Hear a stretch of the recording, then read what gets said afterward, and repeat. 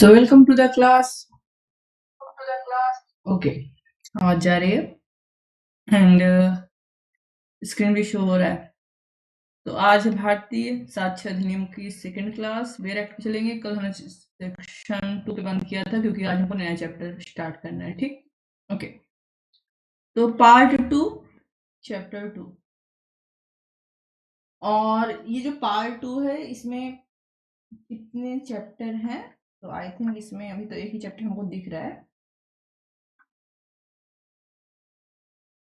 Okay, एक ही chapter है, ठीक है। चैप्टर इसमें एक ही है, लेकिन इसमें सेक्शन बहुत ज्यादा है। अराउंड 50 सेक्शन तक इसमें जाएगा, ठीक है। सेक्शन 3 से सेक्शन 50 तक सिर्फ अकेले इस चैप्टर में है, तो इस बात का हमें ध्यान रखना है। चलो, तथ्यों की सुसंगति की बात कर रहा है, ये बहुत इंपॉर्टेंट चैप्टर है। तथ्यों की सुसंगति की बात कर रहा है। पार्ट 2 में सिर्फ एक चैप्टर है, चैप्टर 2। चलो, सबसे पहले सेक्शन 3, क्या हेडिंग, क्या इसकी? विवादित तथ्यों और सुसंगत तथ्यों का साक्ष्य दिया जा सकेगा। कल क्लास में हमने देखा था कि तथ्य क्या होते हैं और विवादक तथ्य क्या होता है, सुसंगत तथ्य क्या होता है, ठीक है। सो ये सब सॉरी बता दे रहे हैं, इंडियन एविडेंस एक्ट का लगभग सेम है बीएससी, बस सेक्शन इधर उधर हुआ है, ठीक है। ओके, सेक्शन 3, किसी वाद्य कार्रवाई में प्रत्येक विवादक तत्व और ऐसे अन्य तथ्यों का जिन्हें इसमें इसके पश्चात सुसंगत घोषित किया गया है, अस्तित्व या अनस्तित्व का साक्ष्य दिया जा सकेगा, किसी अन्य का नहीं। तो सबसे पहली बात हो रही है कि इंडियन एविडेंस एक्ट में मान लो कोई केस चलता है, तो साक्ष्य देने के लिए लोग कुछ भी मुंह उठा के चले आते हैं ना, दे देंगे, टाइम चलता रहेगा, केस खत्म होने का नाम नहीं लेगा। तो कह रहे जो विवादित तथ्य है, जिस चीज का निर्धारण, जिस प्रश्न का निर्धारण कोर्ट को करना है, उसी का साक्ष्य दिया जाएगा। और उसका निर्धारण करने में इसी अधिनियम में आगे इसके पश्चात, मतलब इसी में आगे दिया हुआ है कि क्या क्या तथ्य सुसंगत होगा, ठीक है। आगे के सेक्शन में दिया हुआ है, ऐसे सुसंगत तथ्यों का भी साक्ष्य दिया जाएगा। इसके अलावा और किसी का साक्ष्य नहीं दिया जाएगा, किसी अन्य का साक्ष्य नहीं दिया जाएगा, ठीक है। ओके, सेक्शन 5 था ये इंडियन एविडेंस एक्ट में। ओके, स्पष्टीकरण, यह धारा किसी व्यक्ति को ऐसे तथ्य का साक्ष्य देने हेतु समर्थ नहीं बनाएगी जिसे सीपीसी के संबंधित किसी तरह से प्रवृत्ति विधि के किसी उपबंध द्वारा यह साबित करने के हक से वंचित कर दिया गया है, ठीक है। ये बोल रहा है अगर सीपीसी में किसी व्यक्ति को कोई साक्ष्य देने से रोक दिया गया है तो वो इस धारा का यूज नहीं कर सकता साक्ष्य देने के लिए। चलो,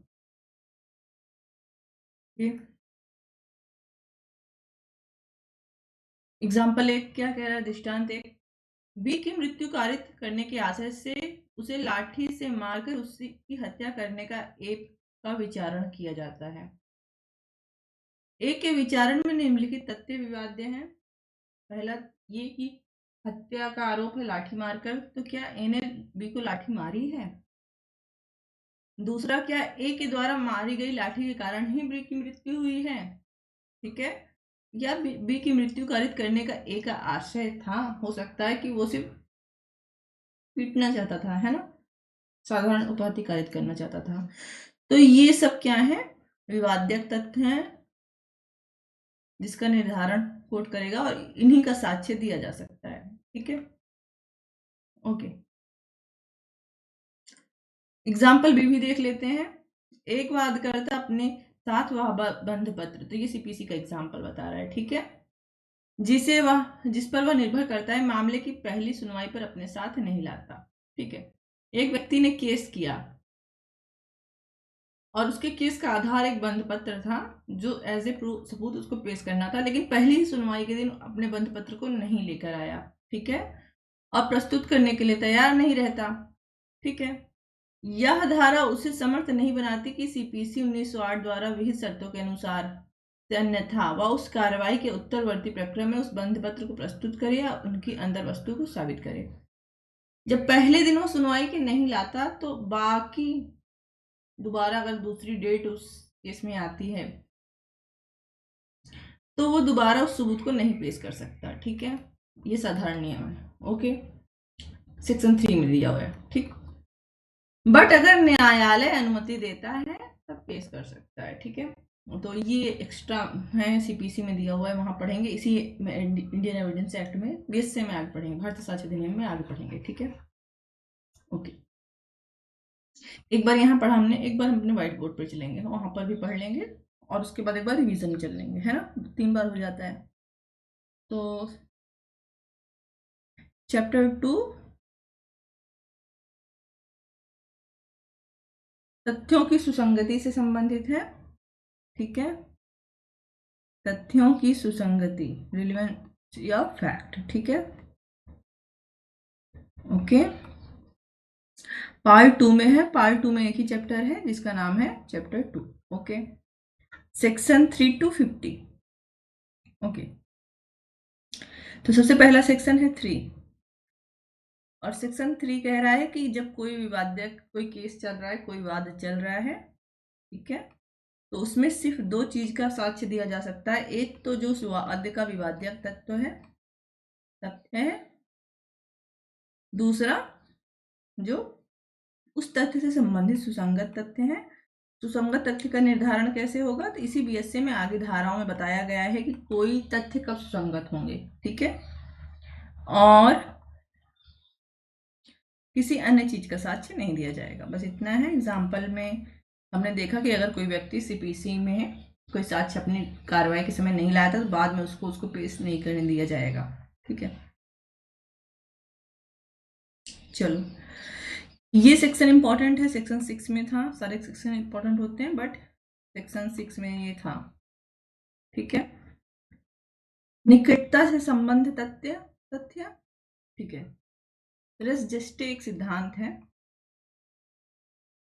वो इस सेक्शन से संबंधित होना चाहिए, क्योंकि इंडियन एविडेंस एक्ट पुराने वाले में सेक्शन 6 से संबंधित था, तो वही चीज है, ठीक है।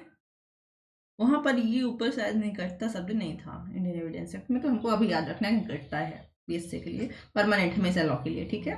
रजिस्ट्री एक सिद्धांत है इंग्लिश लॉ का, इसका अर्थ होता है एक ही कड़ी में किए गए कार्य, ठीक है, एक ही कड़ी में किए गए कार्य। फॉर एग्जाम्पल, चाकू खरीदा, फिर चाकू से किसी की हत्या की, फिर हत्या करने के बाद वह व्यक्ति निकला चिल्लाते हुए भागा, मैंने तो उसको मार डाला। ये सब एक ही कड़ी के भाग हैं, ठीक है, एक ही समय व्यवहार के भाग हैं। ओके, तो इस शब्द का प्रयोग नहीं हुआ है भारतीय विधि में, रेस जस्टे का, ठीक है।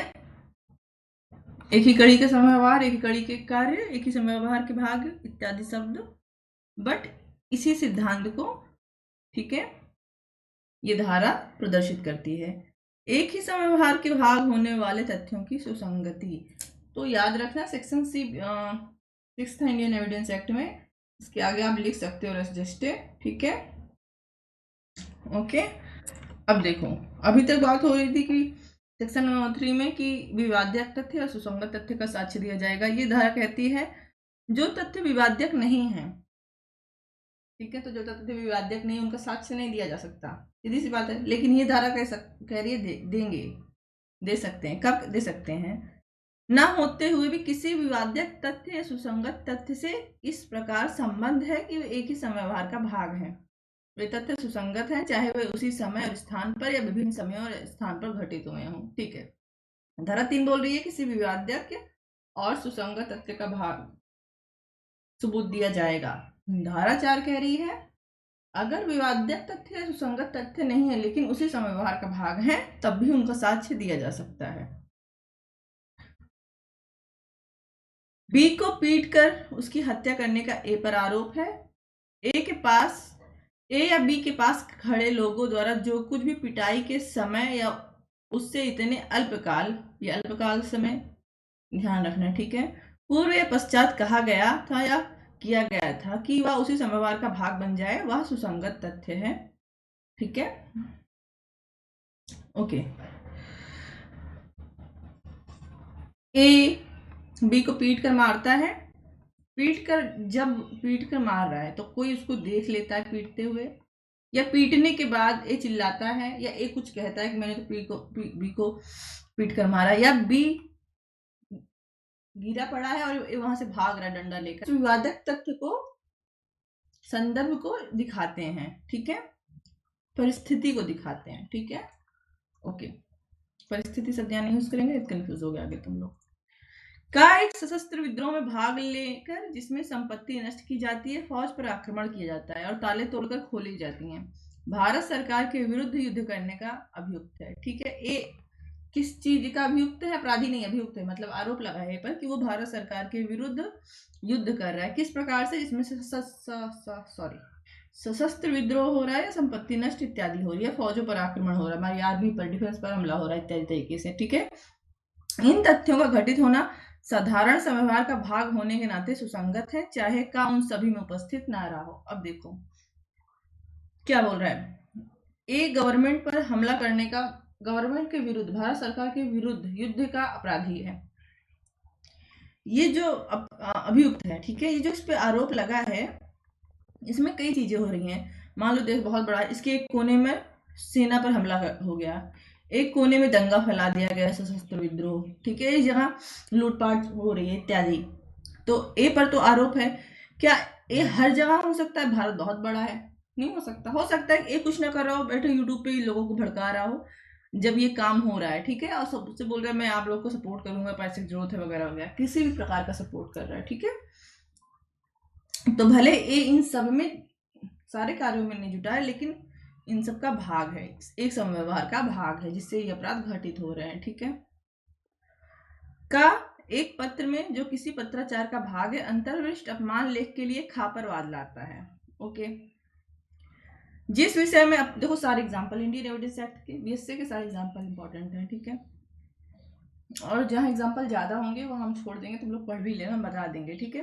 अपमान लेख उद्भूत हुआ है जिससे संबंधित पक्षकारों के बीच जितने पत्र उस पत्राचार के भाग है जिसमें वह अंतर्विष्ट है, वे सुसंगत तथ्य हैं, चाहे उनमें वह अपमान लेख स्वयं अंतर्विष्ट ना हो। ए बी के खिलाफ केस करता है कि वो पत्र लिखकर मेरी मानहानि कर रहा है, अपमान कर रहा है, ठीक है। बी ने ए के बारे में, जाहिर सी बात है किसी थर्ड पार्टी को लिखा होगा, 20 पत्र लिखे हैं, ठीक है, 20 पत्र, सारे पत्रों में अपमान लेख नहीं, अपशब्द नहीं है इनके विरुद्ध, ठीक है, लेकिन चूंकि एक ही समव्यवहार का भाग है तो सारे पत्र में जो जो सबूत के रूप में यूज किए जा सकते हैं, सुसंगत तथ्यों, सुसंगत साक्ष्य के रूप में यूज हो जाएंगे, ठीक है। प्रश्न यह है कि क्या बी से आदेशिक अमूल माल ए को दिया गया था, ठीक है, वह माल अनुक्रमशः कई मध्यवर्ती व्यक्तियों को दिया गया था, प्रत्येक परिधान सुसंगत तथ्य है।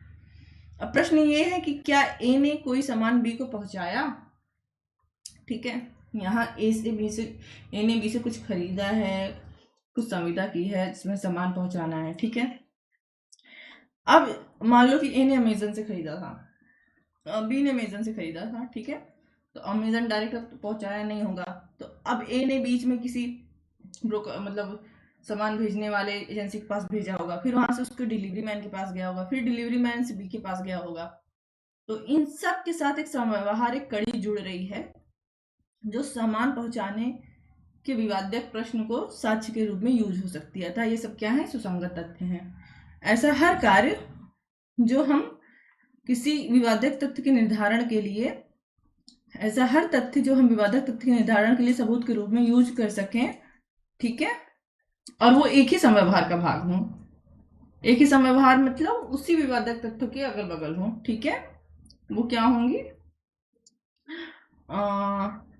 सुसंगत तथ्य होंगे, ठीक है, okay. So here it is section 4, section 4 इसका और सेक्शन 6 यहाँ हम लिख दे रहे हैं इंडियन एविडेंस एक्ट का, इसको याद नहीं करना है, ये मान लो कोई पुराना बच्चा देख रहा है तो उसके लिए, ठीक है। सेक्शन 4 बीएससी का, ठीक है। रेसिस्टिक का सिद्धांत जो हम पढ़ते हैं वो इसी से संबंधित है, जिसका मतलब होता है एक ही समव्यवहार का भाग होना, ठीक है, एक ही समव्यवहार का भाग होना। तो ये सेक्शन कह रहा है कोई कार्य, कोई तथ्य चाहे स्वयं में विवादक नहीं है, ठीक है, जैसे ए ने ए के खिलाफ बी ने कई पत्र लिखे, जो लास्ट पत्र लिखा उसी में मानहानि की है, ठीक है। तो उससे पहले 9 पत्र जो लिखे वो विवाद्यक तथ्य नहीं है। विवाद्यक तथ्य ये कि क्या बी ने जो पत्र लिखा है 10वें नंबर पे उसमें अपमान लेख है, ठीक है। तो बाकी 9 तो विवादक तथ्य नहीं है। बट चूंकि बाकी 9 एक ही समव्यवहार का भाग हैं, हो सकता है कि इससे पहले वाले पत्र में कुछ और भी ऐसा कहा हो जिससे बी के अपमान लेख का कारण स्पष्ट हो सके, ठीक है। एक ही समव्यवहार का भाग होने के कारण ये सब क्या है, सुसंगत हैं। चलो तुम लोग को एक देसी एग्जांपल देते अपना। ए ने बी पर केस किया कि सर हमारी शादी तय हुई थी, सब हुआ, बट ये बी बारात लेकर नहीं आया, हमारी मानहानि हो गई। ओके, अब शादी तय हुई है, कैंसिल हुई है, ये विवाद्यक तथ्य है, ठीक है। अब उससे पहले ए के और बी के बीच में जो भी अन्य कार्य हुए होंगे, जैसे कि शादी का कार्ड छपा होगा, ठीक है। अगर ए ने छपाया है तो बी के यहाँ भी भेजा होगा, भले बी ने ना छपाया हो क्योंकि उसको शादी प्रूव नहीं करनी, अब बी ने उस कार्ड को एक्सेप्ट किया हो क्योंकि जाता है, लड़कों के यहाँ भी जाता है, ठीक है। उसके बाद ए और बी के बीच में बराबर फोन पर वार्तालाप होना, शादी के बारे में चर्चा होना, सगाई होना, ठीक है। जबकि प्रश्न शादी का है, तो ये सब क्या है, एक ही समव्यवहार का भाग है। ये शादी तय हुई थी, शादी होने वाली थी कि नहीं, इसके निर्धारण के लिए एक ही समव्यवहार का भाग है, इसलिए इन सबको भी साक्ष्य के रूप में साबित किया जा सकता है। ओके, चलो ये सेक्शन जरूर याद रखना, ठीक है। Okay, next section, very good.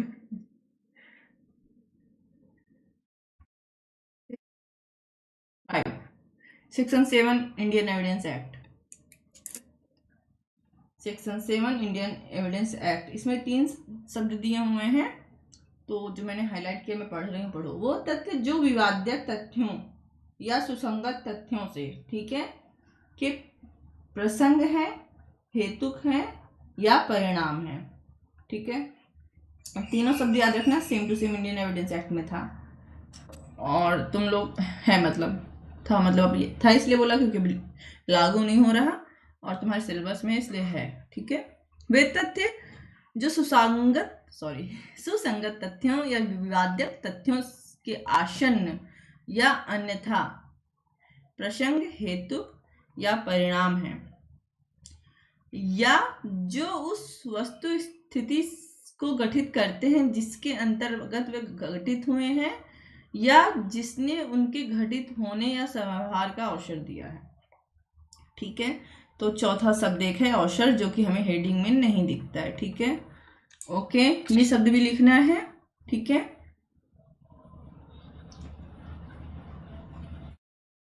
अवसर को भी लिख लेना है, जो क्या कर रहा है, समव्यवहार या घटना को घटित होने का अवसर दे रहा है, ठीक है। ओके, इसको भी हम समझाते हैं क्या है, एग्जाम्पल देख लो फिर समझाते हैं बोर्ड पे। प्रश्न यह है कि क्या ए ने बी को लूटा, ठीक है। अब देखो, विवादक तथ्य ही प्रश्न है, ठीक है। विवादक तथ्य ये है कि क्या ए ने बी को लूटा। अब कौन सा तथ्य सुसंगत है कि लूट की थोड़ी देर पहले बी अपने कब्जे में धन लेकर मेले में गया था, ठीक है। देखो ये 1861 का इंडियन एविडेंस एक्ट था, सेम एग्जांपल ले लिए। धीरे धीरे मुझे लगता है सब लोग मेला भी भूल जाएंगे और फिर कभी लॉ बनेगा तो मेला शब्द भी हट जाएगा, है ना। क्योंकि हमारे यहाँ बचपन में जो बड़ा सा मेला लगता था 5-6 गांव तक फैलता था, अब वो 5-6 घर तक भी नहीं लगता, ठीक है। मुझे लगता है गांव ही नहीं बचा है अब, ठीक है। ओके, धन लेकर किसी मेले में गया था और उसने दूसरे व्यक्तियों को उसे दिखाया था या उनसे इस तथ्य का कि उसके पास धन है उल्लेख किया था, ठीक है। अब प्रश्न यह है कि क्या ए ने बी को लूटा, ठीक है। तो बी मेला गया था, मेला गया था, ढेर सारा पैसा पाया था, और जब पैसा पाया था कूद कूद को सबको दिखा रहा था, देखो देखो मेरे पास इतना पैसा है, देखो देखो मेरे पास इतना पैसा है। ठीक है, ओके। अब जब भी सबको पैसा, तो ए को भी कहीं ना कहीं से जानकारी मिली होगी, है ना, है ना। तो ए को क्या मिल रहा है, पहला प्रसंगत, ये प्रासंगिक है कि ए को कहाँ से जानकारी मिली होगी, बी के पास पैसा था जब मैं बी मेले में सबको दिखा रहा था। ठीक है, तो सबसे पहला वाला एग्जाम्पल जो है वो मेले में पैसा लेकर गया था। ठीक है, वो वाला है, ये याद रखना, सारे एग्जाम्पल याद रखने हैं अच्छे से। ओके, प्रश्न यह है कि क्या ए ने बी की हत्या की। ठीक है, प्रश्न यह है कि क्या ए ने बी की हत्या की। अब इसको पढ़ो, ये प्रश्न है, यही विवाद्य तथ्य है। उस स्थान पर जहां हत्या की गई थी उसके समीप भूमि पर, जमीन पर गुत्थम गुत्था होने से बने हुए चिन्ह सुसंगत तथ्य हैं। किस प्रकार के सुसंगत तथ्य हैं ये हम बता रहे हैं। सो विवाद्य तथ्य क्या है कि क्या ए ने बी की हत्या की, तो जहां हत्या की गई है, हत्या के बाद निशान छूटे, भाई मान लो जमीन पर पटक के मारा हो, है ना, है ना, तो वहां गुत्थम गुत्था मतलब लड़ाई झगड़े का निशान पड़ा हुआ जमीन पे। ओके, तो ये क्या दिखाते हैं, उस संव्यवहार का जिसके जरिए हत्या की गई थी परिणाम दिखाते हैं। कहाँ गया, ये रहा। ठीक है, क्या दिखा रहे हैं, परिणाम दिखा रहे हैं। ठीक है, हाँ, ये पहला वाला अगर तुम लोग को थोड़ा सा कंफ्यूजन हो रहा है कि इसमें जाएगा, पहला वाला एग्जाम्पल कि ए ने बी की लूट की, तो बी क्या कहते हैं, मेले में गया था, सबको पैसा दिखा रहा था। ठीक है, इससे क्या मिला, उस व्यवहार में ए को अवसर मिला। ठीक है, क्या मिला, ए को अवसर मिला, जो कि ये देखो सेक्शन के 4th में, सेक्शन को अंदर से पढ़ने पर ये देखो दिया हुआ था। ठीक है, ओके। और दूसरा किससे संबंधित है,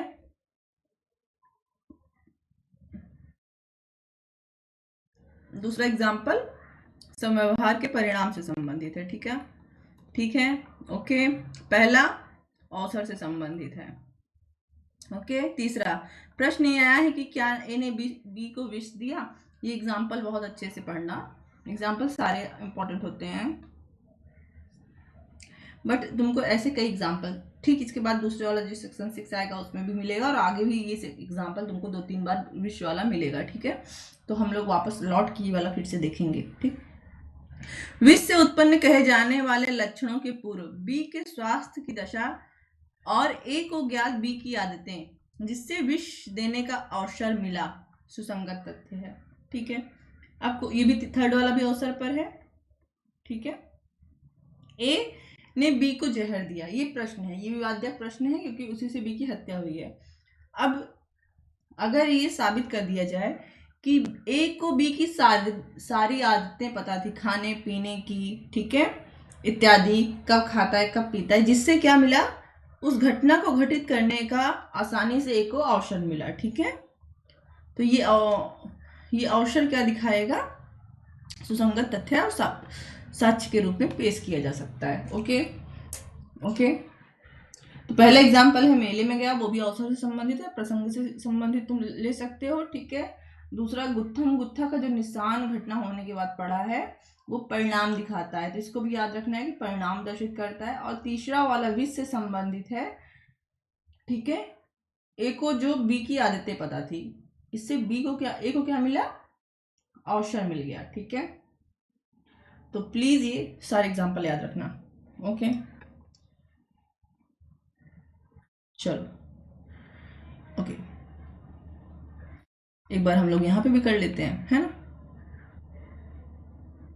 चलो, सेक्शन 5, ठीक है, और सेक्शन 7 इंडियन एविडेंस एक्ट, तुम लोग को ये याद करना है, एग्जाम में भी तुम लिख सकते हो, बोले वो है। ठीक है, क्वेश्चन आंसर में हम करवाएंगे ही। ओके, तो 3 चीज बात कर रहा है कि विवाद्यक तथ्य हैं या सुसंगत तथ्य हैं, ठीक है, इसके समव्यवहार में, इस घटना को घटित होने में जो समव्यवहार हुआ है, ठीक है, उस समव्यवहार के कारण अगर किसी को कोई प्रसंग या कोई हेतुक मिलता है या परिणाम, ये तीनों तो हेडिंग में ही लिखा था जिसका एग्जाम्पल हमने दिखा, या व्यक्ति को समव्यवहार में उस घटना को घटित करने का अवसर मिल जाता है, ठीक है, ये चौथा शब्द था जो कि हमें सेक्शन में अंदर पढ़ने के बाद दिखता है, ठीक है। तो इन सब का साक्ष्य दिया जा सकता है। ओके ओके ओके, सेक्शन 6 आ गया। ये सेक्शन 8 होगा इंडियन एविडेंस एक्ट का। ओके ओके, है हेतु, तैयारी और पूर्व या पश्चात का आचरण, ठीक है। तो हेडिंग में लिखा हुआ है एक हेतु, तैयारी और दूसरा है पूर्व या पश्चात का आचरण। क्या है ये, हम पढ़ते हैं फिर समझते हैं, ठीक है। कोई भी तथ्य जो विवाद्य तथ्य या सुसंगत तथ्य का हेतु, तैयारी दर्शित या गठित करता है, सुसंगत है, ठीक है। तो पहला सेक्शन हेतु और तैयारी की, सब सेक्शन हेतु और तैयारी की बात कर रहा है। दूसरा कह रहा है किसी वाद या कार्यवाही के किसी पक्षकार या किसी पक्षकार के अभिकर्ता का ऐसे वाद या कार्यवाही के बारे में या उसके विवादक तथ्य या उससे सुसंगत तथ्य किसी तथ्य के बारे में आचरण, और ऐसे किसी व्यक्ति का आचरण जिसके विरुद्ध कोई अपराध किसी कार्यवाही का विषय है, सुसंगत है यदि ऐसा आचरण किसी विवादक तथ्य या सुसंगत तथ्य को प्रभावित करता है और या उससे प्रभावित होता है, चाहे वह उससे पूर्व का हो या पश्चात का। तो ये सेक्शन पहले हम तुमको लोग को थोड़ा सा यहाँ बोर्ड पे बता देते हैं, फिर हम सेक्शन पे चलते हैं, ठीक है। सेक्शन 6 है और इंडियन एविडेंस एक्ट का सेक्शन 8 है, ठीक है, सेम टू सेम है। ओके चलो, विवाद्यक तथ्य फिर से आया क्योंकि विवाद्यक तथ्य या सुसंगत तथ्य का ही साक्ष्य दिया जा सकता है ना, यहाँ शॉर्ट में हम लिख रहे हैं, और नहीं तो उसके समव्यवहार का। ओके, अब बोल रहा है पहला सेक्शन बोल रहा है कि किसी व्यक्ति का, ठीक है, किसी अभियुक्त का ऐसा व्यवहार, देखो हम बता रहे हैं कहाँ गया, ठीक है, कोई तथ्य जो किसी विवाद्यक तथ्य या सुसंगत तथ्य का हेतु या तैयारी दर्शित करता है, गठित करता है, ठीक है। कोई विवाद्यक तथ्य के बारे में या सुसंगत तथ्य के बारे में कोई तथ्य, ये तथ्य क्या दिखा रहा है, किसी अपराध के बारे में तैयारी दिखा रहा है कि हाँ इस कार्य की तैयारी की गई थी, ठीक है, या उस तथ्य के बारे में हेतु दिखा रहा है, मोटिव, ठीक है। इससे पहले हेतु था, ठीक है, वहां पे कारण दिखा रहा था, यहाँ मोटिव दिखा रहा है। कारण और मोटिव में अंतर होता है, ठीक है। वो कारण था, वो हेतु जो था वो कारण था, ठीक, किस कॉज से कोई कार्य किया हो गया होगा, ठीक है। और दूसरा बोल रहा है कि मान लो कोई व्यक्ति है, सिर्फ व्यक्ति ही नहीं बल्कि उसका अभिकर्ता भी, इनका आचरण चाहे उस घटना के घटित होने के बाद पश्चात का है या उस घटना के घटित होने के पूर्व का है, ठीक है, और ये आचरण क्या कर रहा है, विवाद्यक तथ्य सुसंगत तथ्य को प्रभावित कर रहा है, ठीक है। तो इसको भी साक्ष्य के रूप में दिखाया जा सकता है, ठीक।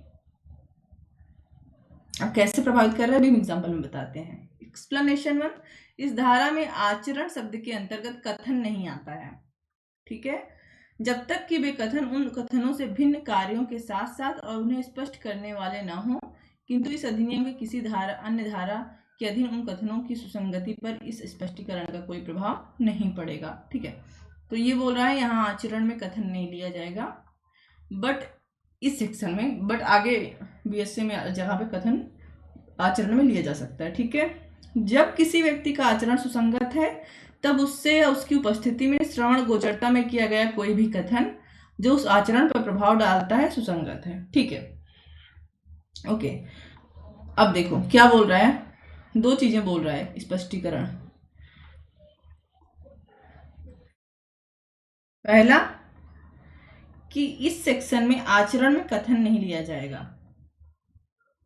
आचरण में कथन नहीं लिया, आगे किसी सेक्शन में कथन लिया जा सकता है, इस सेक्शन में आचरण में नहीं लिया जाएगा। फिर उसके बाद तुरंत बोल रहा है कि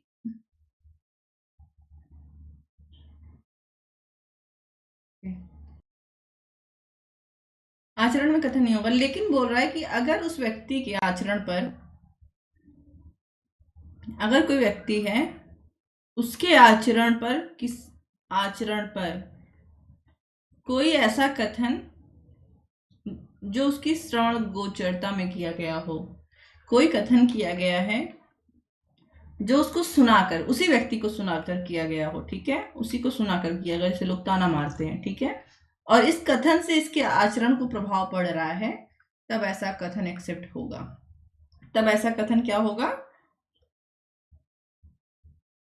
एक्सेप्ट किया जा सकता है। ओके, ठीक है, एग्जाम्पल देखते हैं। बी की हत्या के लिए ए का विचारण किया जाता है। ये तथ्य कि ए ने सी की हत्या की जिससे बी जानता था, ठीक है,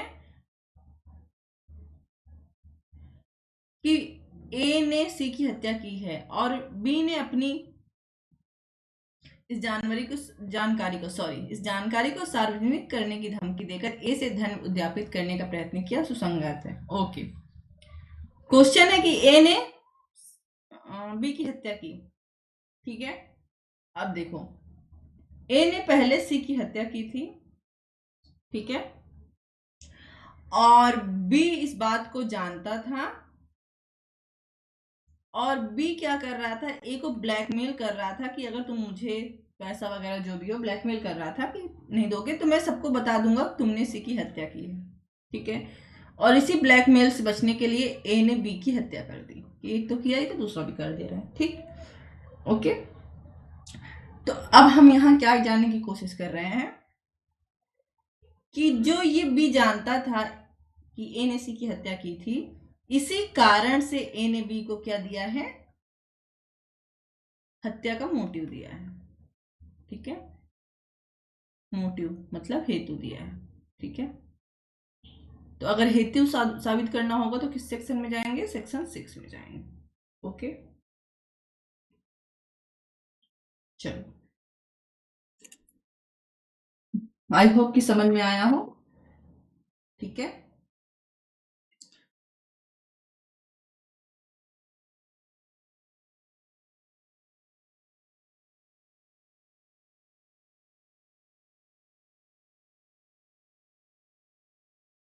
आगे पढ़ते हैं, अगला एग्जाम्पल आप लोगों ने पढ़ा हो तो हम पढ़ते हैं, ठीक है। ए बंधपत्र के आधार पर धन के संदाय के लिए बी पर वाद लाता है, सॉरी, हाँ, बी इस बात से इनकार करता है कि उसने बंधपत्र लिखा था। यह तथ्य कि उस समय जब बंधपत्र का लिखा जाना अभिकथित है, खा को किसी विशिष्ट प्रयोजन के लिए धन की आवश्यकता थी, सुसंगत है। सो ए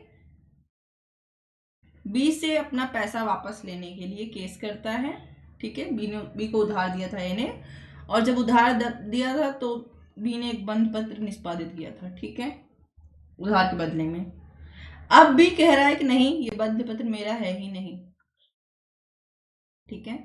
तो अगर ए यह साबित कर दे कि जिस समय मैंने इनको पैसा दिया था उस समय इनको पैसे की जरूरत थी और इनको पैसा प्राप्त हुआ, अगर मैंने नहीं दिया तो कहां से प्राप्त हुआ, मान लो कि उसमें बी के घर में किसी का एक्सीडेंट हुआ था, ठीक है, और बी को 20 लाख रुपए की जरूरत थी, और बी ने हॉस्पिटल में 20 लाख जमा किया, बट वो 20 लाख बी के पास कहां से आया, तो ए कह रहा है मैंने दिया था, ये देखो बंध पत्र में इन्होंने लिखा हुआ है, लेकिन बी कह रहा है नहीं, मैंने तो नहीं लिया कोई 20 लाख इनसे, ये बंध पत्र नकली है। अब ये अगर साबित कर दे कि देखिए इनको 20 लाख रुपए की जरूरत थी, ये देखिए बिल की रसीद देखिए, इन्होंने हॉस्पिटल में 20 लाख जमा किया है, ठीक है, तो ये सबूत के रूप में जमा हो सकता है। अब इसके आगे अगर बी साबित करना चाहे कि नहीं मैंने 20 लाख किसी और से लिया है, क्या है, ये हमसे नहीं मतलब है, ठीक है।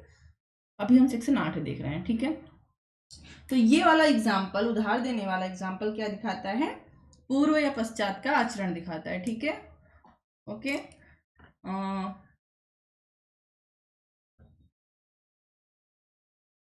पूर्व का आचरण दिख रहा है, ठीक है, या तुम इसको, ठीक है, मोटिव में ले सकते हो, ठीक है। हेतु क्या था, पैसा लेने का, मोटिव में ले सकते हो, ओके। चलो, अभी मैंने जस्ट बोला कि एग्जांपल थर्ड सेक्शन 5 में, ओके, जहर वाला एग्जांपल था ना, विष वाला। ए ने बी को विष दिया क्योंकि उसको पता था कि उसकी आदतें क्या है, कब वो खाना लेता है, इससे उसको अवसर मिल गया, आसानी हुई जहर देने में, ठीक। फिर मैंने बोला ये एक सेक्शन एग्जाम्पल ऐसे ही आगे आएंगे, याद रखना।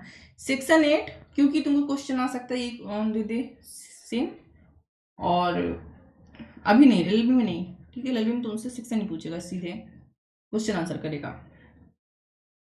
आगे एपीयू जुडिशरी वगैरह में, ठीक है, एलएलएम नेट के एग्जाम में भी। विष टॉपिक पे चलते हैं। विष द्वारा बी की हत्या करने के लिए ए का विचारण किया जाता है। तो ए का विचारण किया जा रहा है बी की हत्या करने के लिए। यह तथ्य सुसंगत है कि बी की मृत्यु के पूर्व ए ने बी को दिए गए विष जैसा विष उपाप्त किया था, ओके। ए पर केस चलता है बी की मर्डर करने का, और अगर ये साबित किया जाए, मान लो 4 तारीख को इसका मर्डर हुआ है, और ये साबित हो कि सेम वैसा जहर 3 तारीख को या कभी भी उससे उस समय पूर्व ए ने प्राप्त किया था, चाहे खरीद कर प्राप्त किया था, किसी अन्य व्यक्ति से लिया था, ठीक है। तो ये सुसंगत तथ्य और सबूत के रूप में पेश किया जा सकता है, ओके। तो क्या दिखाता है ये वाला एग्जाम्पल, क्या दिखाता है,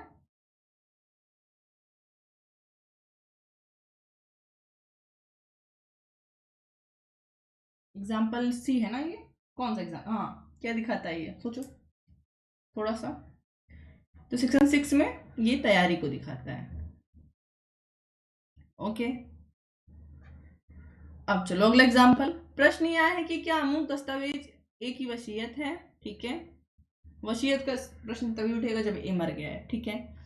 ये तथ्य कि अभिकथित वसीयत की तारीख से थोड़े दिन पहले ए ने अपने इन विषयों की जांच की थी जिनसे अभिकथित वसीयत के उपबंधों का संबंध है, और कि उसने वह वसीयत करने के बारे में अधिवक्ताओं से परामर्श किया, और उसने अन्य वसीयतों का प्रारूप बनवाया जिन्हें उन्हें उसने अनुमोदित नहीं किया, सुसंगत है, ओके। सो ए मर गया है, उसने एक वसीयत बनाई है, ठीक है। वसीयत का प्रश्न तभी उठेगा, नहीं तो खुद अपने मुंह से बता देगा कि असली है नकली। ए की मृत्यु हो गई है, तो प्रश्न उसकी मृत्यु का नहीं, प्रश्न ये है कि उसने जो उसके नाम की वसीयत है, क्या वो वसीयत ओरिजिनल है। मान लो अब बोला जा रहा है जिस तारीख की वसीयत है, मान लो ये एक्स तारीख की वसीयत है, एक्स मतलब मान लो 4 अगस्त की वसीयत है, ठीक है। उससे पहले उसने क्या किया था, जिस संपत्ति की वसीयत है, मान लो किसी फैक्ट्री की वसीयत है, या मान लो पूरी प्रॉपर्टी की वसीयत है, ठीक है। तो जिस संपत्ति, जिस विषय के संबंध में ये वसीयत है, इसके बारे में इसने जानकारी प्राप्त की थी अपने जो भी ऑफिसर हैं, जिससे भी प्राप्त की थी, अपने परिवार वालों सबसे, ठीक है, प्लस अपने अधिवक्ताओं से, जो उसके अधिवक्ता हैं उन सब से वसीयत का कई प्रारूप बनवाया था, कई अलग अलग तरीके का प्रारूप बनाया था, लेकिन किसी पर भी साइन नहीं किया। इसका मतलब कि वो व्यक्ति मरने से पहले वसीयत बनाना चाहता था, तो जाहिर सी बात है इस वाले पे साइन किया होगा, इसलिए ये उसकी असली वसीयत है, ठीक है। ये सब समव्यवहार का, एक ही समव्यवहार का भाग है कि कोई कैसे प्रिपरेशन कर रहा है। ये क्या दिखाता है, तैयारी दिखाता है, ठीक है। तो अपने साक्ष्य के रूप में इसको हम पेश कर सकते हैं, ठीक है। अगला एग्जाम्पल, ढेर सारे एग्जाम्पल है, मैंने बोला था ना मैं छोड़ देती, लेकिन सारे एग्जाम्पल इंपॉर्टेंट है। चलो, एक किसी अपराध का अभियुक्त है, वे तथ्य कि अभिकथित अपराध से पूर्व या अपराध करने के समय या उसके पश्चात का ने ऐसे साक्ष्य का प्रबंधन किया जिसकी प्रवृत्ति ऐसे थी कि मामले के तथ्य उसके अनुकूल प्रतीत हों, या उसने साक्ष्य को नष्ट किया या छिपाया, या उन व्यक्तियों को जो साक्षी हो सकते थे उपस्थिति निवारित की या अनुपस्थिति उपाप्त की, या लोगों को उसके संबंध में मिथ्या साक्ष्य देने के लिए तैयार किया, सुसंगत है। क्या बोल रहा है ये वाला एग्जाम्पल,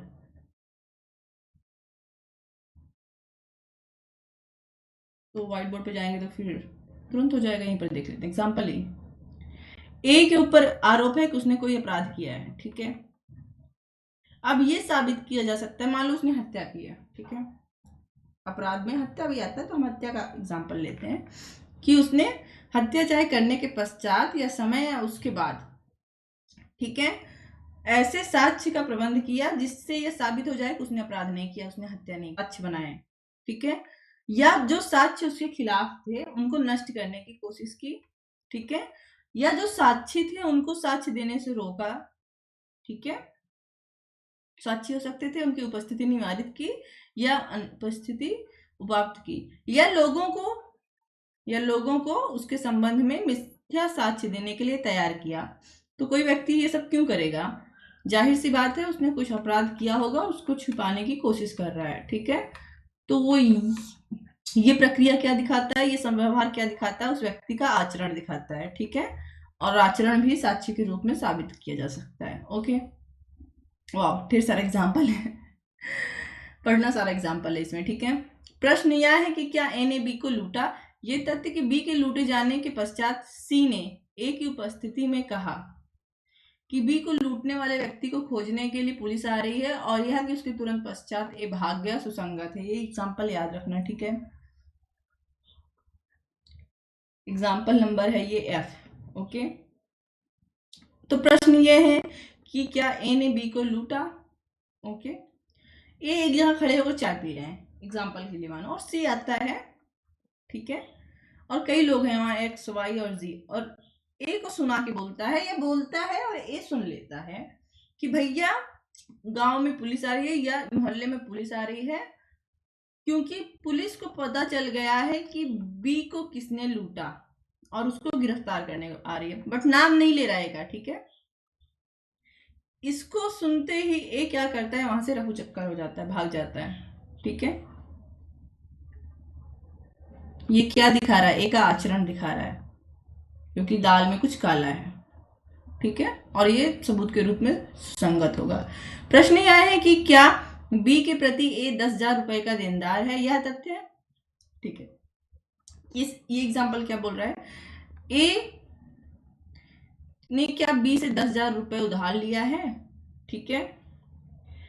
अब देखो क्या होता है, ए जाता है सी से फिर से उधार मांगने, ठीक है। बी से केस चल रहा है कि क्या ए ने बी से 10,000 उधार लिया था, ठीक है, ओके। यह तथ्य कि ए ने सी से धन उधार मांगा और डी ने, ठीक है, अब ए क्या कहता है, सी से फिर पैसा उधार मांगने जाता है, तब तक डी आ जाता है वहां और कहता है भैया हम तुमको बोल रहे हैं सी को पैसा मत देना, ठीक है। इस आदमी ने बी से पैसा लिया था लेकिन वापस नहीं किया, बेचारे को केस लड़ना पड़ रहा है, मतलब ए को सुना के बोल रहा है, ठीक है, ओके। क्या बोल रहा है कि भैया तुम ए पर भरोसा मत करो, क्योंकि यह बी के प्रति 10,000 रुपए का देनदार है, ठीक है। और इतना सुनने के बाद बी क्या करता है, देखो नॉर्मल इंसान अगर दोषी नहीं होगा तो कुछ ना कुछ तो बोलेगा, ए चुपचाप वहां से खिसक जाता है, ठीक है, बिना कुछ बोले। इसका मतलब हो सकता है कि ए ने पैसा लिया हो, ठीक है, ओके ओके। और इसको कहते हैं आचरण, ये भी आचरण आचरण दिखा रहा है, आचरण नहीं, सॉरी, आचरण दिखा रहा है, ठीक है। अगला एग्जाम्पल, प्रश्न यह है कि क्या ए ने अपराध किया? या तथ्य कि ए एक पत्र पाने के पश्चात जिसमें ए को चेतावनी दी गई थी कि अपराधी के लिए जांच की जा रही है, फरार हो गया, उस पत्र के अंदर वस्तु सुसंगत है, ठीक है। ए के ऊपर आरोप है कि उसने अपराध किया है कि नहीं। ए को कोई लेटर भेजता है, उस लेटर में लिखा हुआ है कि पुलिस जांच कर रही है कि किसने अपराध किया, या ये कोई हो सकता है कि किसी ने सीक्रेट लेटर भेजा हो, पुलिस ने सीक्रेट लेटर भेजा हो कि पुलिस तुमको पकड़ने आ रही है, पुलिस को शंका है कि तुमने अपराध किया, और ए भाग जाता है। ये क्या दिखा रहा है? आचरण दिखा रहा है, ठीक है, ओके। का किसी अपराध का अभियुक्त है, ये तथ्य कि अभिकथित अपराध के किए जाने के पश्चात ए फरार हो गया और उस अपराध से अर्जित संपत्ति या संपत्ति के आगम उसके कब्जे में थे, या उनमें, या उसने उन वस्तुओं को जिनसे वह अपराध किया गया था या किया जा सकता था छिपाने का प्रयत्न किया, सुसंगत है। ए के ऊपर आरोप लगा है अपराध करने का, जिस दिन अपराध हुआ उसी दिन ए क्या किया, उस जगह को, उस एरिया को, मान लो उसी का मोहल्ला था, उसी का गांव था, छोड़ के भाग गया है, ठीक है। या एक के पास से वो हथियार या ऐसे कोई साधन बरामद हुए हैं जो अपराध में यूज हुए हैं, और उसने क्या किया, हथियार को छिपाने की कोशिश की, ठीक है। ये सब क्या दिखा रहा है, ए का आचरण दिखा रहा है, पश्चात का आचरण और सुसंगत है। ये एग्जाम्पल लास्ट वाला, लास्ट एग्जाम्पल है क्या, 1 मिनट है, इसके बाद एग्जाम्पल है क्या, हाँ इसके बाद एक एग्जाम्पल और है, ठीक है। प्रश्न यह है कि क्या ए के साथ बलात्संग हुआ है, रेप हुआ है। यह तथ्य कि अभिकथित बलात्संग के अल्पकाल पश्चात ए ने अपराध के बारे में परिवाद किया, वे परिस्थितियां जिनके अधीन और वे शब्द जिनमें वह परिवाद किया गया सुसंगत है। यह तथ्य कि क ने परिवाद किए बिना कहा कि मेरे साथ बलात्संग हुआ है, इस धारा के अधीन आचरण के रूप में सुसंगत नहीं है। यद्यपि वह धारा 26 के खंड का के अधीन मृत्युकालिक कथन और धारा 160 के अधीन संपोषक साक्ष्य के रूप में सुसंगत हो सकता है। ओके, तो ए ने कहा कि मेरे साथ बलात्संग हुआ है, ठीक है, उसने इसका वाद किया, ओके, केस किया।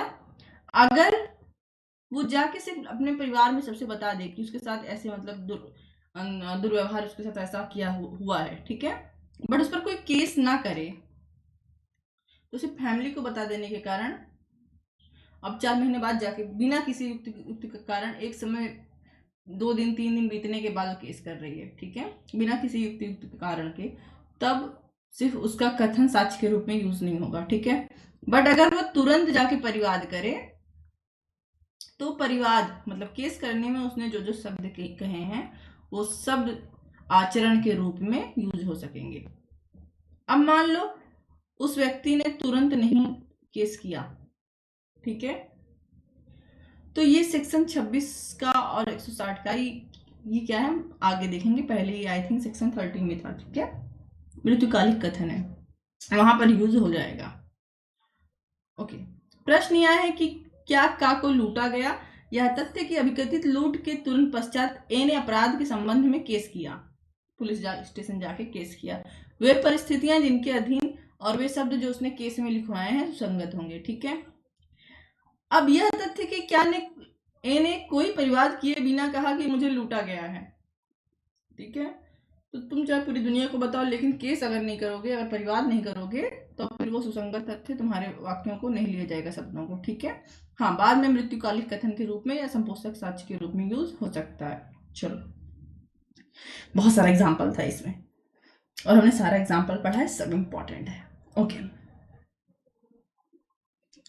सेक्शन 7 लास्ट सेक्शन है, इसके बाद सेक्शन आएगा 10। सेक्शन 11 हम लोग कल पढ़ेंगे, ठीक है, नहीं सॉरी, सेक्शन 11 तो इंडियन एविडेंस में था, इसमें होगा सेक्शन 9 कल पढ़ेंगे, ठीक है।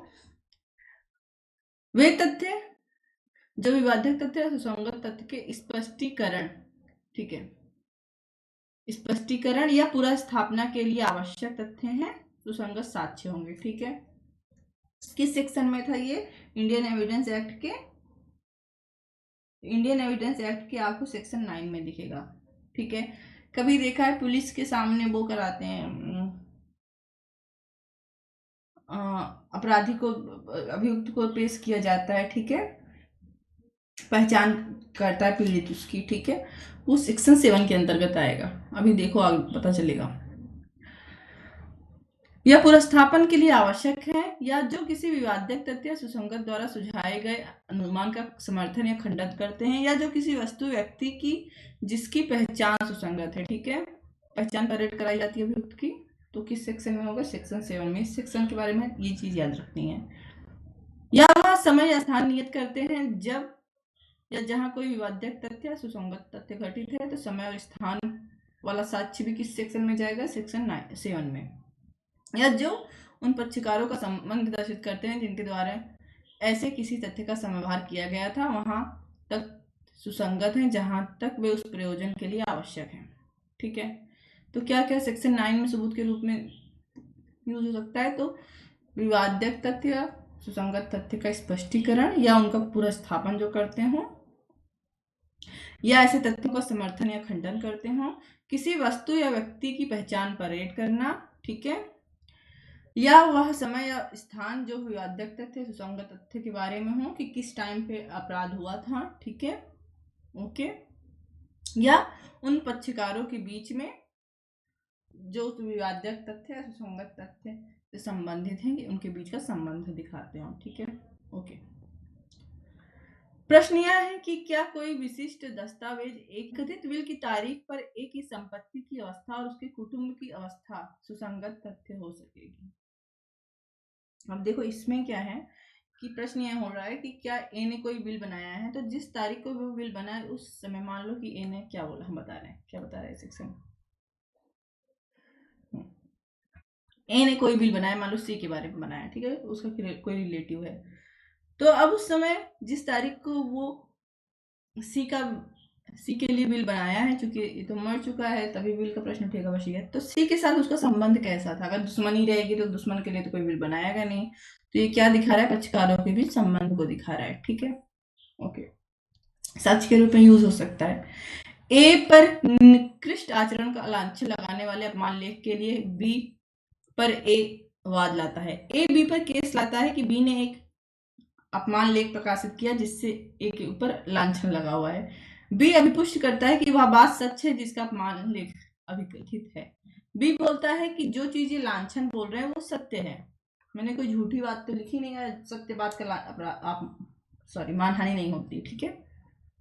पक्षकारों की उस समय की स्थिति और संबंध, इन दोनों के बीच जब ये लेख लिखा गया तो रिलेशनशिप कैसा है,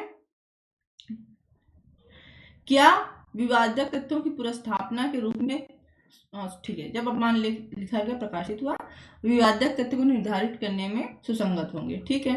ए और बी किसी ऐसी बात के विषय में विवाद या की विशिष्टियां जो अभिकथित अपमान लेख से असंबद्ध है, विसंगत है, यद्यपि यह तथ्य कि कोई विवाद हुआ था यदि ए और बी के बीच संबंधों पर प्रभाव डालता है सुसंगत हो सकेंगे। उस समय जो इनके बीच का संबंध था वो तो ठीक है, उससे पहले कई साल पहले मान लो कि ये सन फादर और सन है, ठीक है, ये सामान्य बात है, लेकिन जब ये घटना घट रही है उस समय इन दोनों के बीच का संबंध कैसा था, ये सुसंगत होगा। अब इनके बीच का समान संबंध क्या है ये साबित करने की जरूरत नहीं है तुमको, ठीक है, कि अडॉप्टेड चाइल्ड है, अडॉप्टेड फादर है, ये सब इसमें नहीं आएगा, ठीक है, ये विसंगत होगा, देखो ये विसंगत लिखा हुआ है, ठीक है, ओके।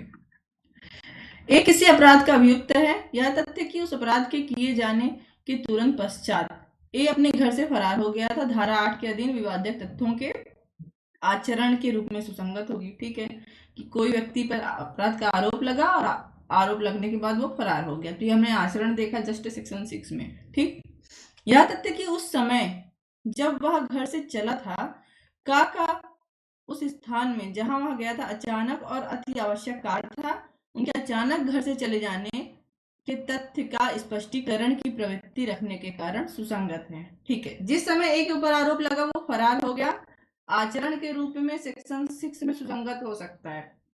अब देखो अगर उस फरार होने का कोई स्पष्टीकरण ये दे सके, ठीक है, जैसे कि जब वो गया तो इसलिए नहीं गया कि वो भाग रहा था, वो इसलिए गया कि फला स्थान पे उसको कोई इमरजेंसी हो गई थी, मान लो कि उसका बच्चा रहता था दिल्ली में, ठीक है, और वो बिहार पटना का था, पटना में उसने अपराध किया, लेकिन उस समय उसको पता चला उसके बच्चे का एक्सीडेंट हो गया है, तो ये तथ्य क्या कर रहे हैं, स्पष्टीकरण दे रहे हैं उसके आचरण का, ठीक है, और स्पष्टीकरण सेक्शन 7 में क्या होगा, सुसंगत होगा, ठीक है, वो अपने अपने पक्ष में उसका यूज कर सकता है, ओके। अब देखो जिस काम के लिए वो चला उसका ब्यौरा सुसंगत नहीं है, सिवाय इसके कि जहां तक वह दर्शित करने के लिए आवश्यक है कि वह काम अचानक और अति आवश्यक था। आगे क्या बोल रहा है कि उसको ये नहीं दिखाना कि बेटे का एक्सीडेंट हो गया, देखिए मैंने पैसा दिया, ये किया, ये सब नहीं दिखाना, बस ये दिखाना है कि हाँ बेटे का एक्सीडेंट हुआ और जो इस काम के लिए वो अचानक भाग के गया वो आवश्यक था, बस इतना साबित करना है बस, ओके। अगला एग्जाम्पल, ओके।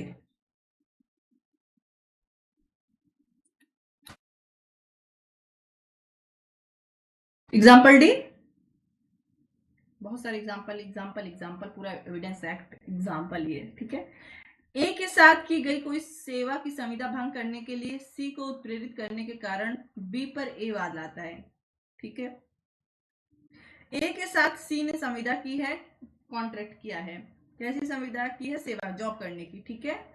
बट बी जो है उकसा दिया सी को कि तुम वो जॉब छोड़ दो, ठीक है। अब ए ने सी बी पर केस कर दिया, ठीक है।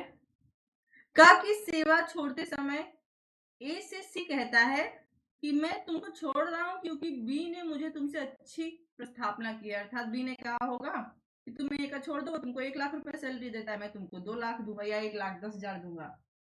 तो ताव में आके सी एक ही जॉब छोड़ देता है और बोल देता है कि मैं तुम्हारी जॉब छोड़ रहा हूँ। क्यों?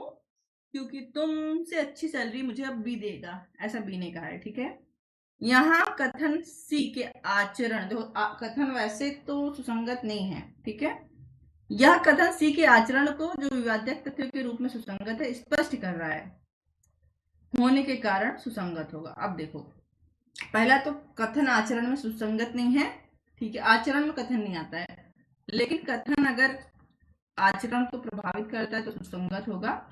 ये हमने देखा सेक्शन 6 में, ठीक है। अब सेक्शन 7 क्या कह रहा है?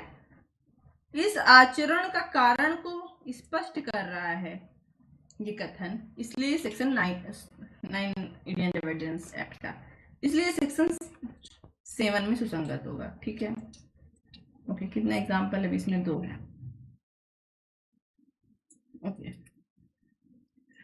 चोरी का अभियुक्त ए चुराई हुई संपत्ति बी को देते हुए देखा गया, जो उसे का की पत्नी को देते हुए देखा जाता है। बी उससे परिधान करते हुए कहता है कि ए ने कहा है कि तुम इसे छिपा दो। बी का कथन समव्यवहार का भाग होने को वाले तथ्य को स्पष्ट करने के कारण सुसंगत होगा। ए कोई सामान चुरा के बी को देता है, बी वो सामान ए की वाइफ को ले जाके देता है, ठीक है। ओके, और देते समय कहता है कि तुम्हारे हस्बैंड ने कहा है कि ये सामान चोरी का, इसको छिपा के रखना। ये कथन क्या कर रहा है? बी के आचरण को स्पष्ट कर रहा है, ठीक है। और स्पष्ट करने के लिए सेक्शन 7 में सुसंगत होगा, ठीक।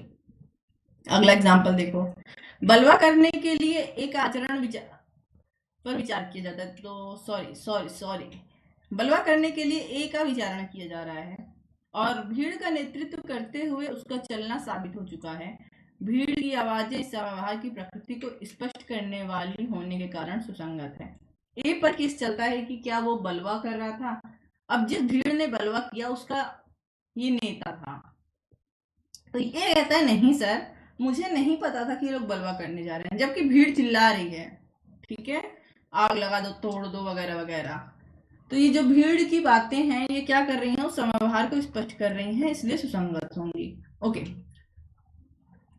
नाउ सेक्शन 10 आ गया इंडियन एविडेंस एक्ट का, और बीएसए का सेक्शन 8।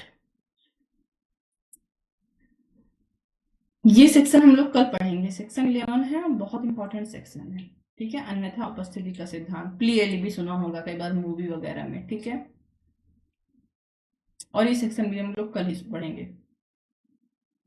सेक्शन 8 भी, 8 के आगे। आज के लिए इतना ही, तब तक मिलते हैं कल। चलो, तब के लिए बाय बाय। हाँ, थोड़ा सब्सक्राइब और लाइक भी कर लेना है ना तुम लोग।